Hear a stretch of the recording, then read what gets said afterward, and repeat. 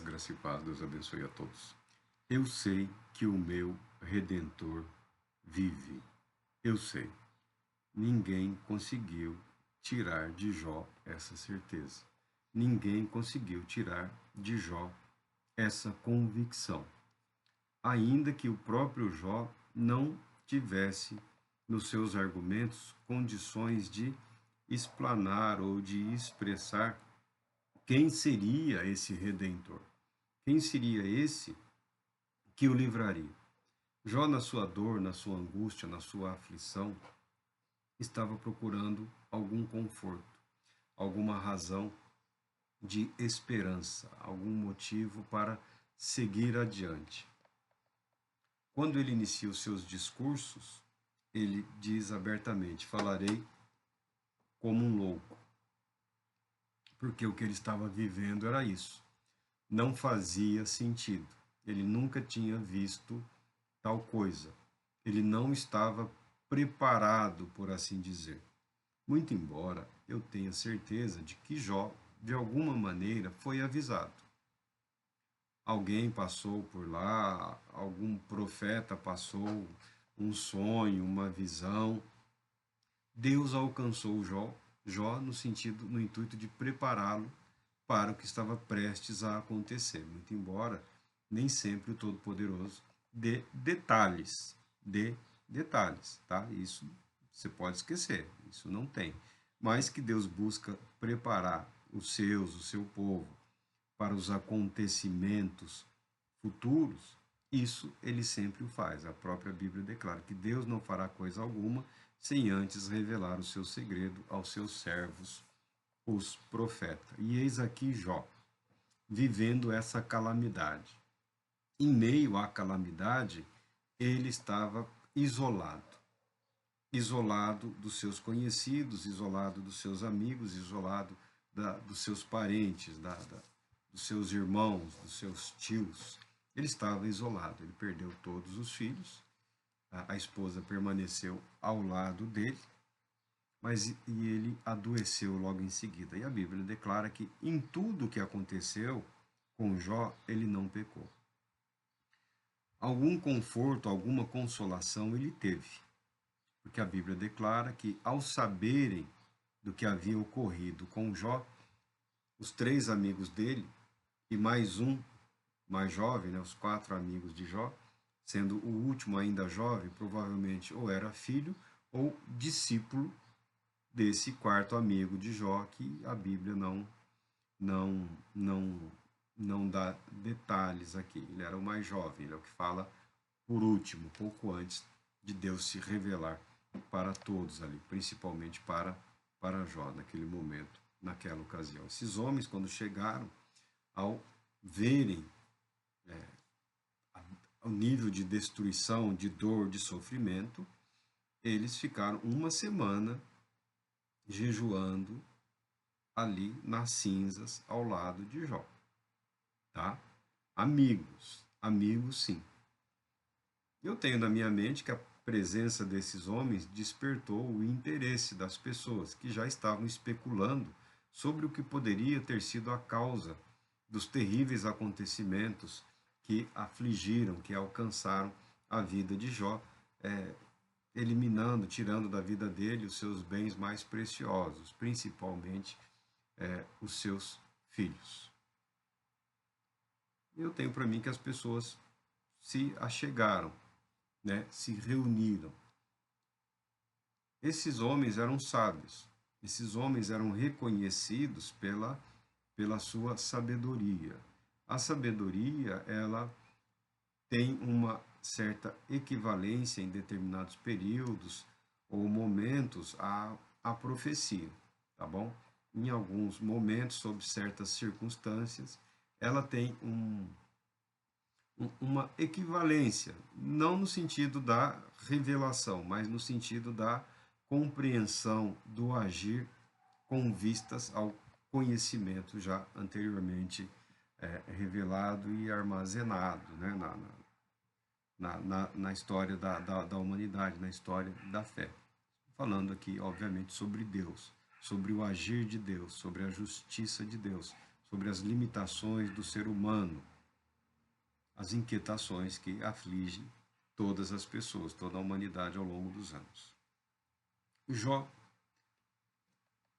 vendo reunida o povo, eu creio que havia ali uma pequena multidão de pessoas interessadas, aproveitando a presença dos sábios, afinal de contas, o que aconteceu? Onde está o erro? Onde está o pecado? Quem pecou? As pessoas gostam disso. Até no ambiente religioso também é a mesma coisa, né? Alguém tropeça, cai, quebra a perna, já tem um perturbado lá, o filho do pecado, falando do pecado, né? O sujeito é todo torto e não pode, ele aposta na catástrofe, ou seja, nunca vai errar, né? Ele aposta na catástrofe. Ah, vai cair uma grande chuva. Uma hora ele acerta, ele só fala aquilo, né? Uma hora ele vai acertar. Mas tá, Jó está diante dos seus amigos, dos consoladores, dos confortadores, e ele inicia o seu discurso apresentando a sua integridade, defendendo a sua integridade. E isso ofende profundamente aqueles homens, porque todos têm a impressão de que Jó está afirmando que Deus é injusto. Se algum erro ocorreu, esse erro ocorreu da parte de Deus, porque ele, Jó, não merecia estar passando por aquilo. Aliás, nós nunca achamos que merecemos sofrimento nenhum. Ah, Deus está sendo justo e eu estou sofrendo. Não, o sofrimento não faz bem para ninguém.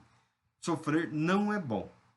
Um conselho que eu ouvi na minha juventude, e eu passo gratuitamente para todos: se puder evitar, evite o sofrimento. Porque a única coisa que você vai aprender com o sofrimento é sofrer.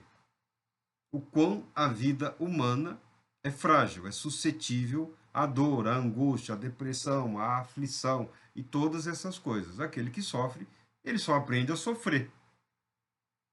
Mas por Deus, graciosamente, pode ser conduzido através do sofrimento. Tudo bem. É a mão de Deus agindo nas nossas vidas através das oportunidades criadas pelo próprio Deus, seja a alegria, a tristeza, a dor, a angústia, a saúde, seja qual for a providência divina, está agindo, atuando nas nossas vidas. Mas no que diz respeito, em termos práticos, às perdas de Jó, perdas materiais, perdas de vidas, todos entenderam que o pecado estava em Jó. E estavam tentando identificar esse pecado. Jó, fala a verdade. Fala a verdade. Foi adultério? Foi assassino? Você matou alguém, enterrou na areia aí? Você se recusou a ajudar algum faminto, algum necessitado? O que você fez, Jó? Você roubou de alguma outra nação, de outro país? Você assaltou viajantes? O que você fez de errado? O que você fez de mal para atrair a maldição sobre a sua vida? Porque entendiam nesses termos que Jó estava sendo amaldiçoado, né? Jó estava sendo punido, Jó estava sofrendo um julgamento.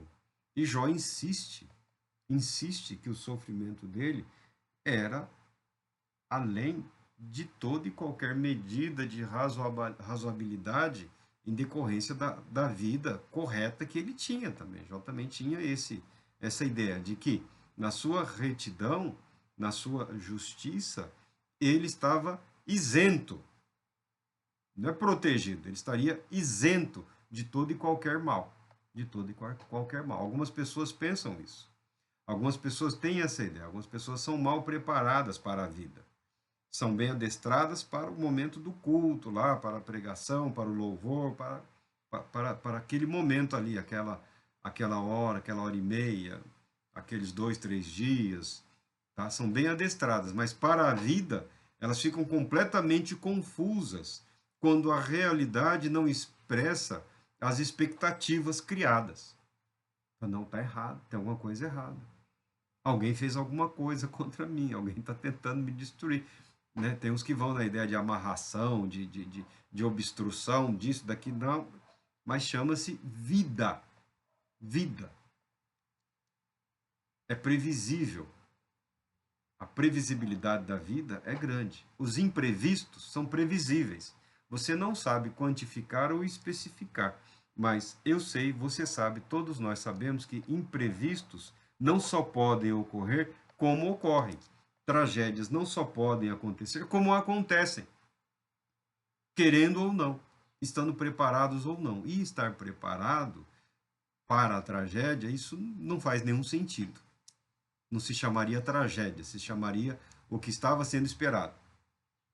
Tá? A tragédia é algo que se abate, que cai, que nos alcança, que tenta nos levar como numa avalanche. E Jó estava vivendo isso. E ele aproveita os seus amigos, ele aproveita aquele momento em que ele está sendo confortado, consolado, e ele passa a expressar que ele não pecou. E ele também está procurando daqueles homens uma resposta à altura da aflição física, espiritual e intelectual que ele está vivendo. Porque Deus está agindo assim comigo. Isso não é justo, isso não é correto. Os amigos dele, ao ouvirem isso, e qualquer um de nós, ao ouvir palavras desse tipo, vindas de qualquer pessoa no sofrimento, às vezes nos ofendendo, porque a pessoa fala, eu não fiz nada para merecer isso. Mas não é questão de mérito. É algo ao qual a humanidade está sujeita. À tragédia, ao infortúnio, ao desastre, à catástrofe. Há uma sujeição. Há um risco. É inerente à condição humana. Mas como a gente, se você falar isso e não falar nada, é a mesma coisa. Ah, isso pode acontecer na vida de qualquer um. Aí eu diria, então podia ter acontecido na vida de qualquer outro. Por que na minha vida? Por que não na sua, então? Vocês não querem dividir um pouco? Que Deus me devolva metade dos filhos e pegue os seus? Porque é fácil você expressar verdades, frases feitas como verdades absolutas e esperar que aquilo traga alívio, vida, ânimo para a pessoa que está sofrendo, quando nós sabemos que nós podemos sofrer juntos e confiar que o Espírito Santo trará consolação, trará edificação, o fortalecimento daquela vida, que Deus certamente agirá em algum momento ou no momento de Deus na vida daquela pessoa para livrá-lo daquela aflição, daquela angústia, permitindo que a vida prossiga, que a vida siga o seu curso. E os inimigos de Jó se voltam contra ele, porque ficaram ofendidos e indignados. E na indignação, cada um deles procura justificar o seu ponto de vista. E quando eles fazem isso, eles também erram.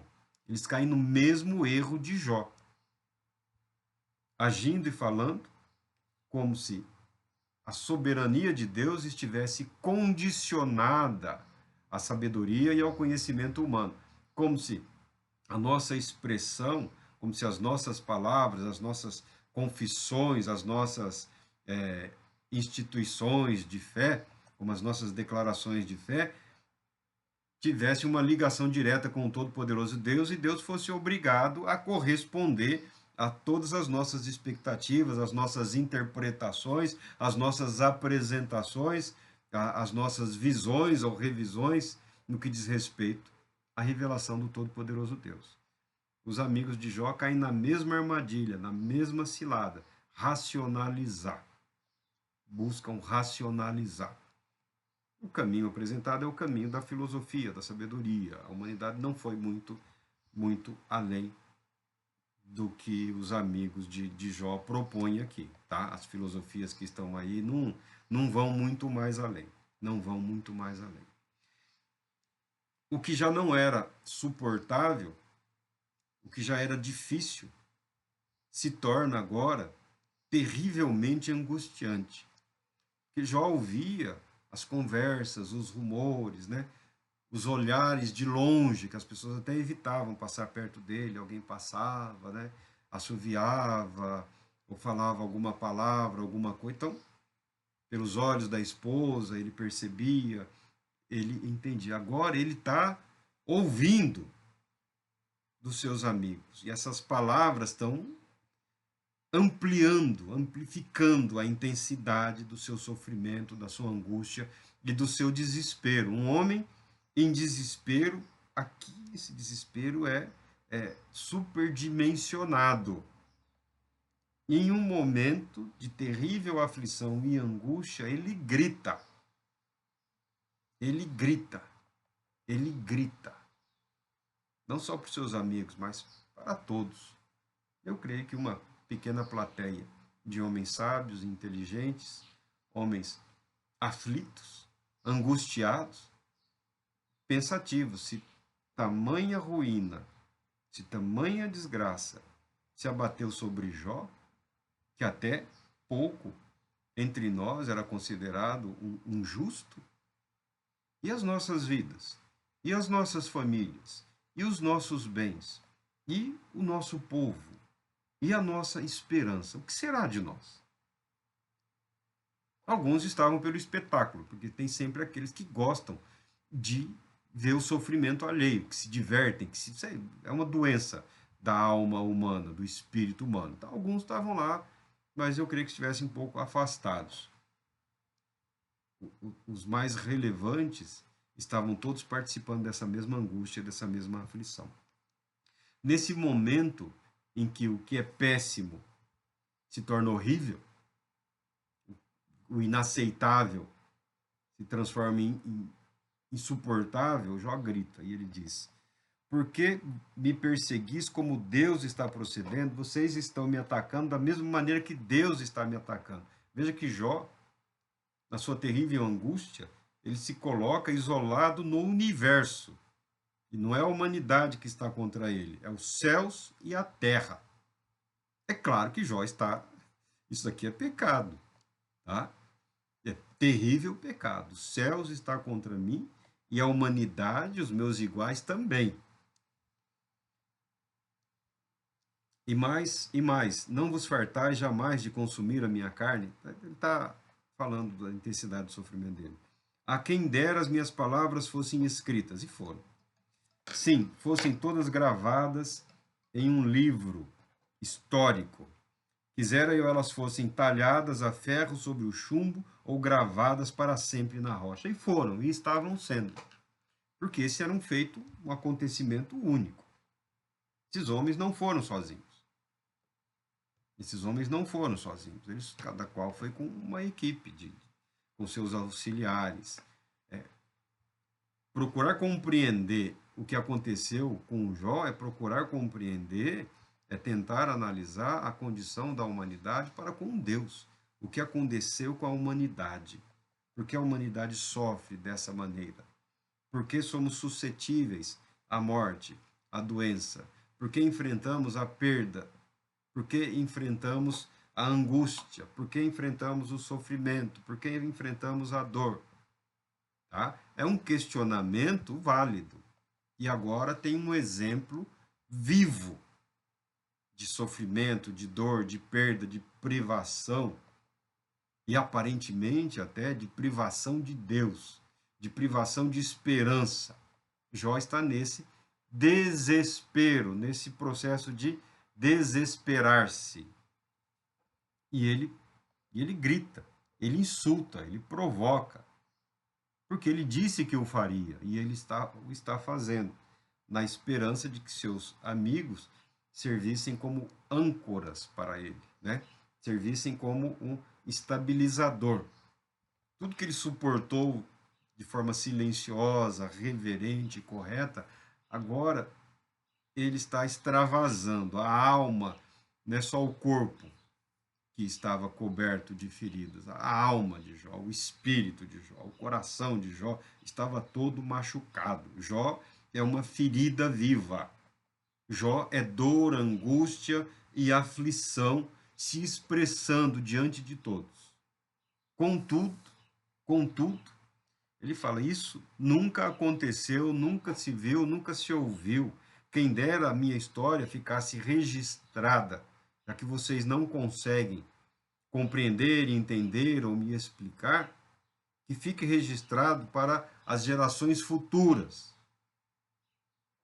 Contudo, olha como Deus não abandona. Olha como Deus permanece sempre próximo, ainda que a pessoa não tenha condições de compreender, de entender ou de assimilar essa proximidade de Deus. Alguns falam o silêncio de Deus, o vazio de Deus, ou falam no deserto, provação, isso e aquilo. Figuras de linguagem, figuras retóricas que foram incorporadas para o vocabulário das pessoas, que acabam simplesmente criando dificuldades para a cura das suas mentes, do seu espírito. Né? Ah, estou no deserto. Você não está no deserto, você vive aqui no Brasil, não tem deserto aqui. Tem regiões áridas, mas você não tem deserto aqui. Você não está no deserto, você vive na cidade. 90% da população vive na cidade, vive em área urbana. Tá? Ah, eu estou enfrentando. Você está repousando na misericórdia de Deus. Contudo, eu sei que o meu Redentor vive e que no fim se levantará para me defender e vindicar, ainda que eu esteja no pó do meu túmulo. Por fim, o meu Redentor, aquele que me redime, aquele que me resgata, aquele que me socorre, aquele que me livra dessa miséria. Certeza, havia comida, havia alimento, mas ele não conseguia, ele tinha dificuldade para ingerir. As roupas não foram destruídas, mas ele não conseguia se vestir, porque ele estava todo machucado, todo ferido. Jó era um espetáculo ridículo, um ancião seminu. Talvez alguns poucos panos cobrindo ali a sua indignidade. Tá? Isso, para um ancião, isso daí era completa humilhação. O que cobre o corpo dele é a cinza, é a lama, para aliviar a dor, o sofrimento. Jó é uma figura ridícula nesse instante. Uma figura ridícula diante de todos. Diante de todos.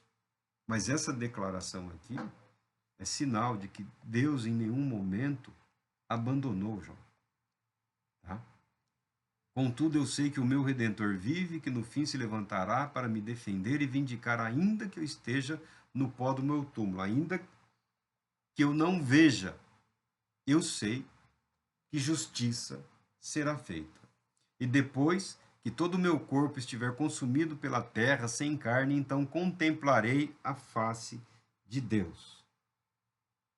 Ainda que se passem as eras, eu contemplarei a face de Deus, graças à atuação do meu Redentor, aquele que me justifica, o justificador. Nós sabemos quem é o Redentor, nós sabemos quem é o justificador do ser humano diante de Deus. Jó tem esperança, Jó tem uma intuição, Jó tem aqui uma inspiração.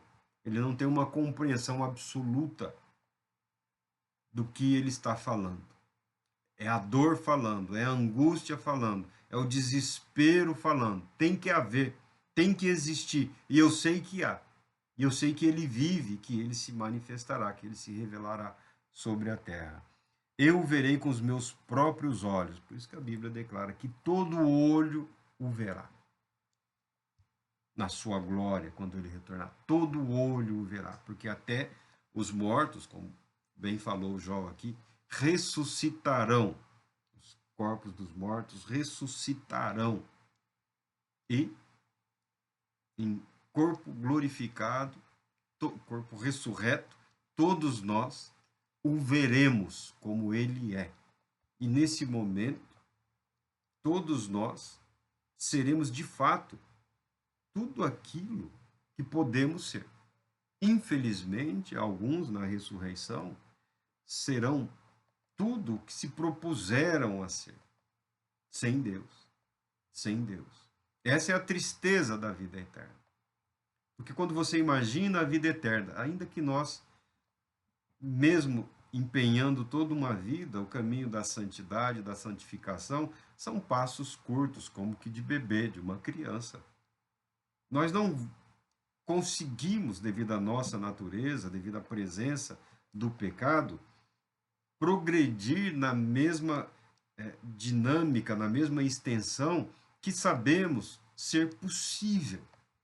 Mas por vivermos na fé, por vivermos pela fé, na eternidade não haverá obstáculo à santificação. Então, a vida santificada, plena e absolutamente por toda a eternidade. A nossa consciência eternamente transformada e moldada segundo Cristo Jesus. Olha que bênção. A glória eterna, a alegria eterna, a felicidade eterna, a vida eterna.